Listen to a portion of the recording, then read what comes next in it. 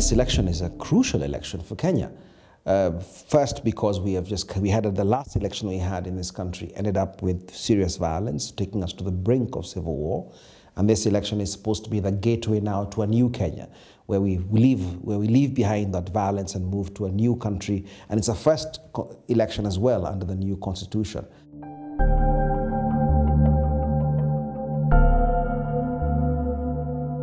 Kenya is in the middle of a huge, huge transition. We are reforming a whole host of institutions all at the same time. The transition that's taking place in this country would be a huge transition for any country. The fact of our new constitution cannot be gainsaid. It took 20 years to get to that new constitution. And I was part of that process of looking for a new constitution for 20 years. So for me, it is a really big, significant movement forward. Kenya was used to a unitary level of government. But this two-tier system of government has the national level at the top and 47 counties. We're not only electing a president and a deputy president and a member of parliament, we're also electing a governor, a senator, a women's representative, a county representative, etc. Devolution, as in the constitution, is geared to bring services closer to the people, to bring resources closer to the people, and to bring power closer to the people. And this power means that citizens will be able to make decisions about aspects, about issues affecting them directly. We're coming from a very, very long history of the centralized state where a few individuals became very, very powerful and very, very wealthy. And that perpetuated this perception that the resources of the country were centered around a few powerful people and their ethnic groups. The one part of the constitution that they are most energized about, especially in the marginalized parts of the country, is devolution, because it gives them the promise of accountability. They'll have a governor and a senator who are living near them.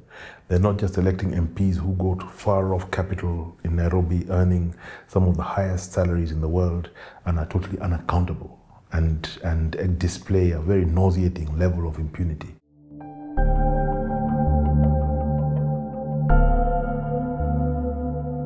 We need leaders who believe in the constitution and can try and implement it as it is. If we don't do that, or if we implement it badly, or we go through the process as you have seen in the last 1 year or so since the constitution was passed, if we take the same process where central government is basically refusing to accept that there's a new constitution, and they're doing things the same way they did before, that they're just ignoring it completely. If that trend continues, then there's likelihood of a fallout. That who's of what nature, I cannot tell you. For me, one of the biggest risks is that we will simply devolve corruption, and that we will simply devolve centers centers of corruption. If you elect somebody who doesn't understand the dynamics of management at that local level, then you are in for a rude shock as a county. Take an example of a county assembly member. This is the legislature of the county. But if you are voting people who even don't understand the basics of legislative work, or even how to hold their leaders accountable, then what it means is that we'll have poor laws. What it means is that we'll have counties that will, county government officials that will have permission to do anything they want. I don't think enough or very much has been done to educate the public about this. Which means that we're going to learn by doing in the next 5 years. It's going to be very bumpy. With the county system, you may have a situation where, and actually this will often be the case, that in a particular county, you have one ethnic group that is the majority within that county.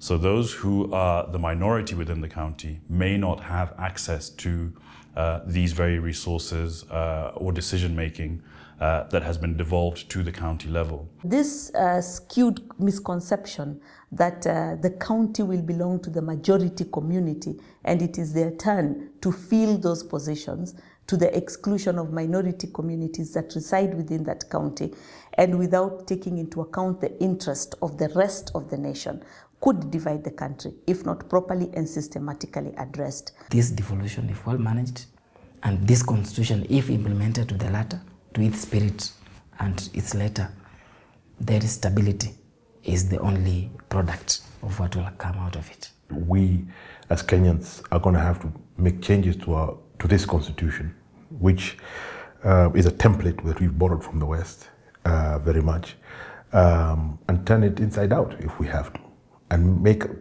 cook up something that works for us. And that doesn't cost as much money as this one is probably going to cost. That doesn't divide people along ethnic lines. That the boundaries of the counties don't become battle lines. We've got to ensure that the constitution is a nation-building instrument and not one that tears us apart.